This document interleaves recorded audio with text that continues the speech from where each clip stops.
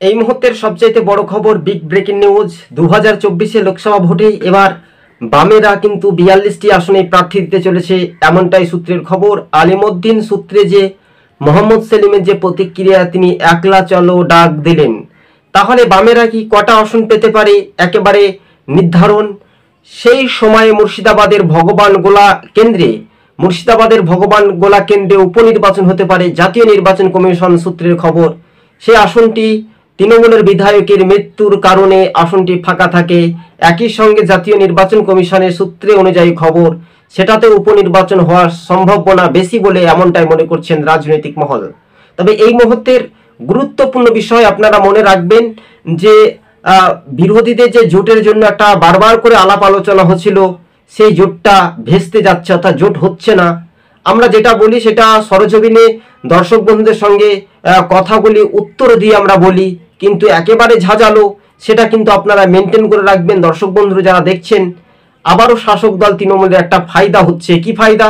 যে বিরোধীরা জোট করলো না, জোট নামে একেবারে প্রতারণা ফাঁস হয়ে যাচ্ছে, সেই জোট মানুষ একটা নিচুতলার কর্মীরা জোটের একটা আশ্বাস ভরসা রাখছে, কিন্তু ওপর মহল অর্থাৎ যারা একটু বয়স্ক বা যারা রাজনৈতিক মহলে যারা একটা চিন্তা ভাবনা করছেন যে একলা চলো ডাক, অর্থাৎ নেতাদের ভোট নিয়ে তো একটা সাংসদ বা এমপি এমএলএ জয়ী হয় না, এটা মাথায় মনে রাখতে হবে। নিচুতলার কর্মীদের কাছে এমন এমন সংগঠন আছে যে বিরোধীদের পোলিং বুথ কেন্দ্রে এজেন্ট দেওয়ার ক্ষমতায় বা যোগ্য জবাবটুকু নেই।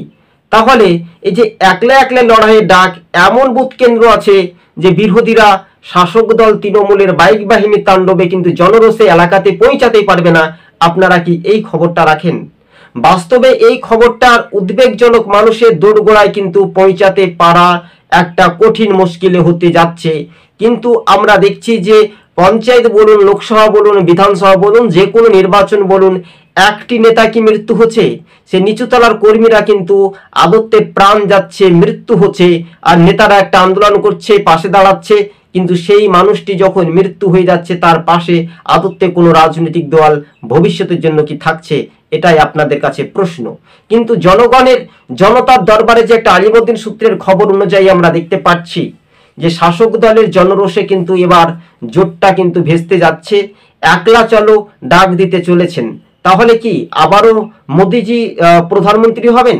আমরা দেখেছি অখিলেশ যাদব যে উত্তরপ্রদেশে, সেটাও তারা একলা চলো ডাক দিচ্ছে। বিহারে নীতিশ কুমার, সেখানেও তিনি বেরিয়ে বিজেপিকে সমর্থন করেছেন।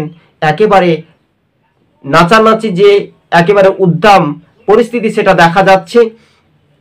2024 যে লোকসভা নির্বাচনে খুবই গুরুত্বপূর্ণ বিষয়, আর এই বিষয়টা কতটা উজ্জীবিত হবে শাসক বিরোধী রাজনৈতিক দলগুলো, এটাই এখন দেখার বিষয় রয়েছে। হ্যাঁ, বাস্তবে 2024 যে লোকসভা নির্বাচন, সেটাই গুরুত্বপূর্ণ বিষয়, আর সেটার ওপর কিন্তু মানুষের একটা সাড়া শব্দ বা মানুষের উপর একটা আকর্ষণীয় মনোভাব, সেটাই এখন দেখার বিষয় রয়েছে বলে আপনাদের সঙ্গে আমরা জানাচ্ছি। তবে যত সম্ভব বামেরা আজকে প্রার্থী ঘোষণা করার চান্স রয়েছে দুপুর 2টোর সময়, এমনটাই খবরের আপডেট আপনাদেরকে আমরা জানাচ্ছি। আর আপনারা যদি আমাদের ইউটিউব চ্যানেলের সঙ্গে নতুন দর্শক হয়ে থাকলে চ্যানেলটিকে সাবস্ক্রাইব করবেন। দেখুন, যে কোনো রাজনৈতিক দল আপনি করতে পারেন, তা বলে দেখবেন নিচুতলার কর্মীরাই খুন হয়, গুল্লি খায়, আক্রমণ হয়ে মৃত্যু হয়, মাটিতে লুটিয়ে পড়ে যায়, কোনো একজন সাংসদ, এমপি, বিধায়ক বা মন্ত্রী মৃত্যু হয়েছে, বন্দুকের গুল্লিতে ঝাঁঝরানো হয়েছে, আসলে কিন্তু তা নয়। অর্থাৎ নেতারা বলে যে সমস্ত কর্মীরা নেমে পড়ো, অর্থাৎ যে কর্মীরা নেমে পড়ে তারা কিন্তু একটা ভুল ধারণা করে তাদের বউ বাচ্চা এবং সন্তান আত্মীয় পরিজন দিকে ফেলে তাদের যে মৃত্যু, তাদের যে শ্মশান, তাদের যে কবরস্থান, তাদেরকে বসবাস করতে হচ্ছে, এটার খেসারত দেবে কে? এটাই নিয়ে তো একটা রাজনৈতিক মহলে জোর জল্পনা। মুর্শিদাবাদে কিন্তু রক্তক্ষরণের রাজনীতি আবারও শুরু হতে পারে। আমরা এটা বলছি কেননা, মুর্শিদাবাদের যেসব এলাকাগুলি আপনাদেরকে আমরা শনাক্ত করছি, বা জাতীয় নির্বাচন কমিশনকে বলবো যে এই সব এলাকাতে এক দফাতে নির্বাচন করতে চাইছে শাসক দল, অর্থাৎ তৃণমূলের প্রতিনিধি দল। গতকালকে একটা মীমাংসা হয়েছিল, জাতীয় নির্বাচন কমিশনের প্রতিনিধি দল হিসেবে 7 দফাতে নির্বাচন হওয়ার একটা কথা রয়েছে। সেখানে তৃণমূল বলতে চাইছে এক দফাতে নির্বাচন, অর্থাৎ এক দফাতে নির্বাচন করলেও এতটুকু ভালো বা এতটুকু খারাপ হবে, সেই সব এলাকাতে বিরোধীরা পোলিং এজেন্ট বসাতে পারবে না, অর্থাৎ তৃণমূলের বাইক বাহিনী তাণ্ডবে জনরোষে এলাকাতে পৌঁছাতে পারবে না। মানুষে 18 সালের পঞ্চায়েত নির্বাচনে বলুন বা বিধানসভার নির্বাচনের সময় বলুন, টাকার বিনিময়ে খেলা দেখাতে চলেছে শাসক দল।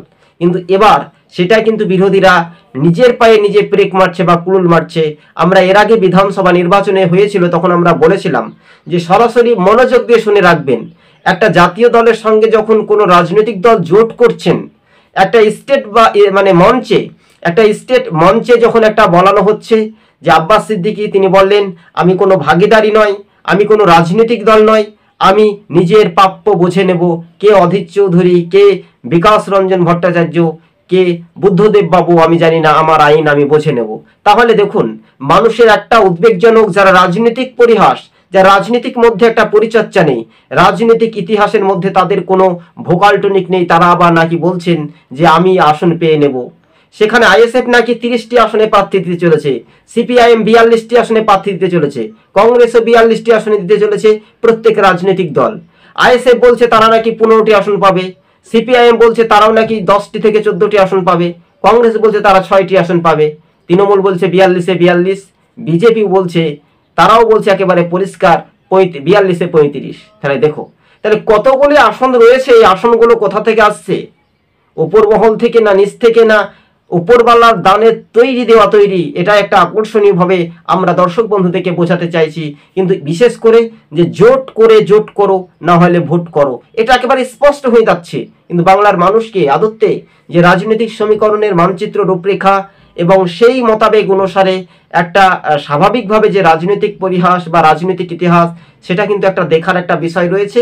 কিন্তু দুর্ভাগ্যজনক, কিন্তু রাজনৈতিক সমীকরণের মানচিত্র রূপরেখাগুলো আগামী দিন কোন পথে এগিয়ে যাবে বা কোন পথে এগিয়ে যাওয়ার একটা সম্ভাবনা বেশি, সেটার উপর কিন্তু নির্ভরশীল করতে পারে বলে এমনটাই খবরের আপডেট।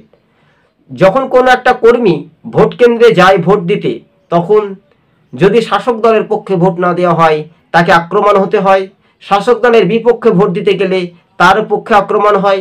কিন্তু এক নেতা বা মন্ত্রীর গাড়িতে তো হামলা হয় না, এক সাংসদ বা এক প্রাক্তন মন্ত্রীদের গাড়িতে হামলা হয় না, হয় শুধু নিচুতলার কর্মীরা মার খায়। এর খোঁজ খবর বা খেসারত কে নেবে? তাহলে বলাই যেতে পারছে যে সিপিএম আইএসএফ আলাদা আলাদা করে প্রার্থী রয়েছে।